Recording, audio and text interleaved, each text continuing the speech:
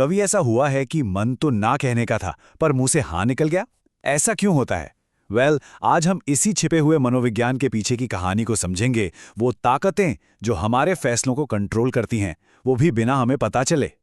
तो चलिए इसकी शुरुआत एक कहानी से करते हैं। जानवरों की दुनिया से एक ऐसी पहेली जो सुलझने पर हमारे अपने दिमाग के बारे में कुछ बहुत ही हैरान करने वाली बातें बताएगी।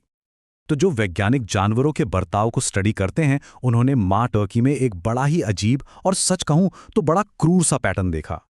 और इसका जवाब जितना हैरान करने वाला है, उतना ही सिंपल भी। पता है क्या? माँ टर्की को इस बात से कोई फर्क नहीं पड़ता कि उसका बच्चा कैसा दिखता है या उसकी गंध कैसी है। उसकी ममता का जो स्विच है ना, वो सिर्फ और सिर्फ एक खास आवाज से ऑन होता है।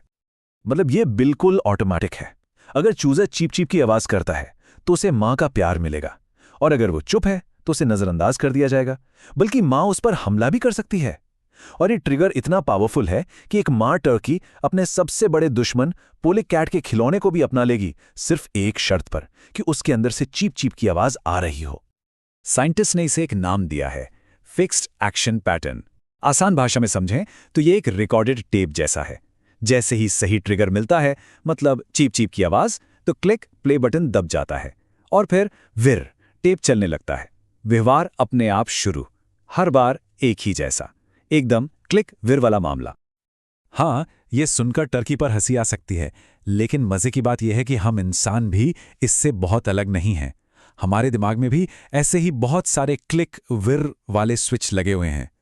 जरा सोचिए, आज की दुनिया में हमारे दिमाग पर हर तरफ से इंफॉर्मेशन की एक तरह से बाढ़ सी आई हुई है। इतने सारे फैसले, इतने सारे ऑप्शन कि अगर हर चीज को बैठकर सोचने लगें तो शायद पूरा दिन निकल जाएगा।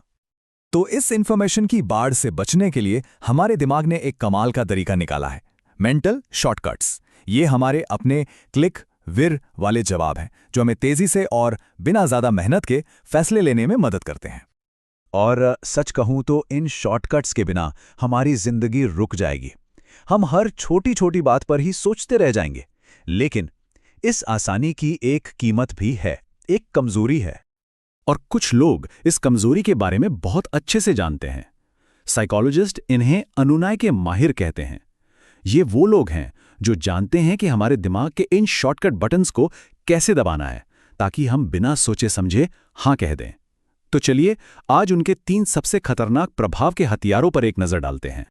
पहला प्रिंसिपल है रेसिप्रोसिटी या कहें पारस्परिकता। ये एक अजीब सा लेकिन बहुत पावरफुल नियम है। मतलब अगर कोई हमारे लिए कुछ करता है तो हमारे ऊपर एक बोझ सा आ जाता है कि हमें भी उसके लिए कुछ करना है। एक एहसान चुकाने की बेताबी, भले ही हमने वो एहसान कभी मांगा ही ना हो। जैसे इस किताब के ऑथर ने अपना एक किस्सा बताया। एक लड़का उनके पास आया और $5 के सर्कस टिकट बेचने लगा। ऑथर ने साफ मना कर दिया तो लड़के ने तुरंत अपना अगला दाव खेला। अच्छा, कोई बात नहीं, तो फिर ये $1 वाली चॉकलेट बार ले लीजिए। और ऑथर ने 2 चॉकलेट खरीद ली। मजे की बात यह है कि उन्हें चॉकलेट पसंद भी नहीं है। तो फिर क्यों खरीदी?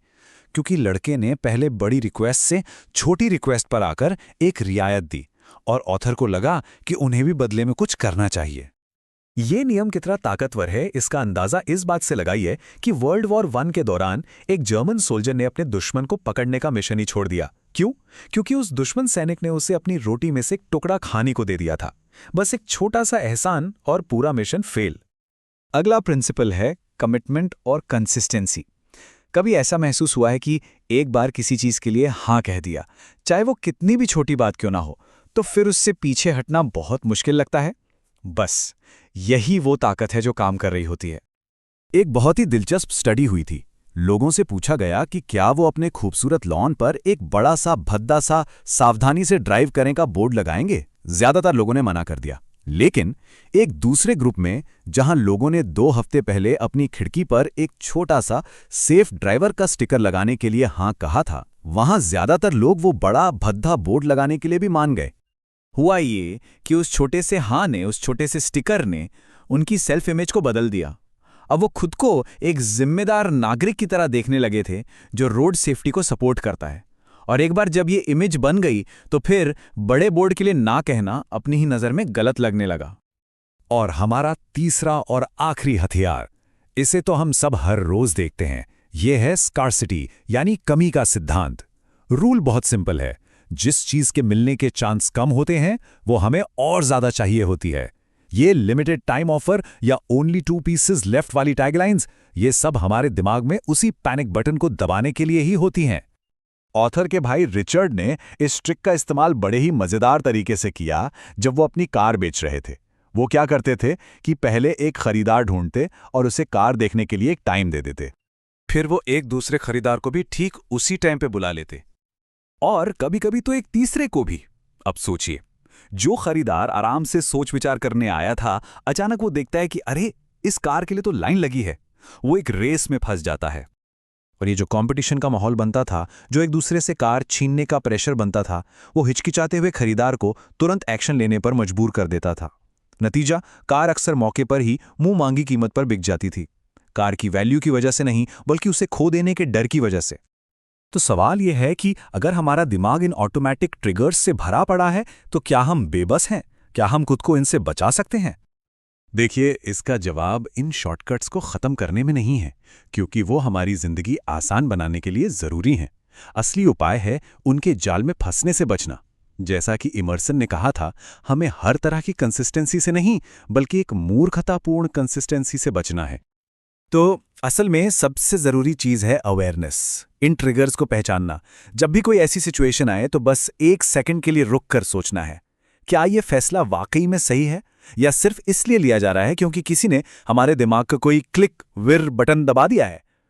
तो इस इंफॉर्मेशन से भरी दुनिया में ये शॉर्टकट एक कमी है या एक खूबी, ये सोचने वाली बात है।